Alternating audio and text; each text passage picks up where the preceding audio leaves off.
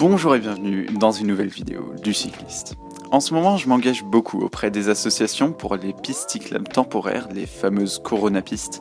Ça me prend beaucoup de temps, mais me voilà de retour pour vous montrer mes meilleures astuces pour voyager à vélo, ce qui est une des meilleures manières de passer ses vacances. Tout d'abord, avec le contexte actuel, bien sûr, il est primordial de respecter les règles de distanciation sociale et les gestes barrières, mais ça va de soi, donc commençons avec le guide. Partie 1, le préparatif. Avant de partir, il faut bien sûr s'informer sur où l'on souhaite aller et pour ça, il y a quelques outils très pratiques. On a une fois les véloroutes nationales, des itinéraires tracés et indiqués sur place, comme par exemple la Loire à vélo qui est très jolie, ou encore la Vélocénie. Vous pouvez les trouver sur GeoVélo, mais elles ont aussi souvent un site propre à elles, avec des étapes et plus de détails. Par exemple, le site de la Vélocénie me permet de trouver des hébergements, hôtels, campings, etc. directement sur le site, juste à côté des étapes et du tracé. Très pratique. Mais sinon, pour ceux qui veulent aller un peu plus loin, il y a les véloroutes européennes. Elles s'appellent Eurovélo et il y en a un peu partout en Europe. Elles sont plus longues que les véloroutes nationales, mais aussi moins bien fléchées et elles n'ont pas toujours d'infrastructures séparées. Donc il faudra un peu plus étudier l'itinéraire au préalable, mais ça vaut vraiment le coup. Sinon, au niveau réparation, il faut bien sûr aussi réviser votre vélo. Rien de plus pénible qu'une panne au milieu du trajet entre les champs, donc vérifiez votre chaîne, vos vitesses, mais aussi vos freins et que toutes les vis soient bien en place. Et puisqu'on parle déjà du vélo, il y a plusieurs techniques pour transporter vos bagages. Personnellement, je suis plutôt un adepte des porte-bagages et des sacoches, et pour choisir parmi les différents modèles de sacoches, j'ai aussi fait un petit guide que vous trouverez à la fin de cette vidéo. Mais voilà, c'est à mes yeux vraiment ce qu'il y a de plus confortable pour voyager à vélo. En gros, vous pourrez accrocher deux sacoches à gauche et à droite, et vous aurez toujours assez de place pour transporter une tente, un sac de couchage et un matelas si vous décidez de faire du camping. Après, c'est pas la seule technique qui existe. Il y a aussi le bikepacking, avec notamment un sac que vous fixez en dessous de la selle. Et c'est bien si on veut être rapide, mais je pense, à titre personnel, que pour la majorité des personnes, le porte-bagages est juste bien plus pratique. Si vous n'avez pas encore de porte-bagages, vous pouvez vous en installer un si vous avez les trous pour les vis, mais sinon il y en a aussi qui s'accrochent sur la tige de la selle. Partie 2, les bagages. Pour une belle randonnée à vélo, le but sera de ne pas être trop chargé.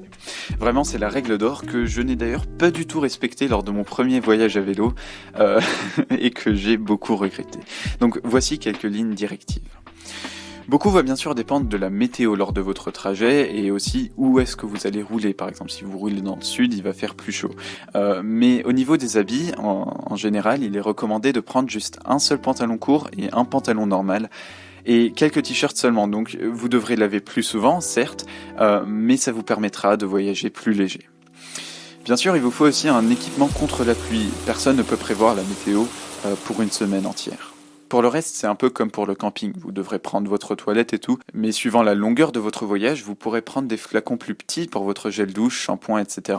parce que pareil, ça limite le poids. Cependant, il faut quand même pas négliger les outils. Bien que ce soit très lourd, il est primordial de prendre tous les outils qui pourraient vous servir pour n'importe quelle panne. Bien sûr, des rustines ou des chambres à air, mais aussi des outils comme des tournevis et tout ça. Voici d'ailleurs une bonne raison pour voyager à plusieurs parce qu'on peut se répartir le poids. Partie 3, le voyage. Le voyage en lui-même dépend entièrement de vos préférences. Roulez à la vitesse que vous préférez, mangez où et comment vous le souhaitez, profitez de votre vie en fait. Comme en ville, le vélo vous offre la liberté. Il faut juste faire extrêmement attention à toujours avoir assez d'eau sur soi, surtout quand on voyage dans le sud, mais il y a souvent des points d'eau sur les itinéraires. Dans le même style, il est pratique de prendre des petits gâteaux pour manger quelque chose rapidement sur la route pour faire un plein d'énergie. Pour suivre votre trajet, je vous recommande une poche pour votre téléphone si vous avez la chance d'avoir une bonne batterie. Mais sinon, vous pouvez aussi vous acheter un porte-carte comme celui que j'ai ici qui vous permettra d'imprimer votre trajet à l'avance pour ne pas vous perdre. Partie 4, il n'y a pas de partie 4 en fait, c'est juste la fin. Donc sur ce, merci de m'avoir écouté jusqu'ici, je vous souhaite un bon voyage à vélo, plein de bonnes aventures sur votre trajet et je vous mets une petite vidéo sur les sacoches juste ici. Si vous avez encore des astuces à partager, il y a un magnifique espace commentaire juste en dessous de cette vidéo. Et d'ailleurs, beaucoup d'entre vous ont déjà partagé d'autres astuces pour d'autres thèmes sous d'autres vidéos. Il y en a qui me servent au quotidien, donc merci beaucoup. Et je vous dis à bientôt pour une nouvelle vidéo. Salut!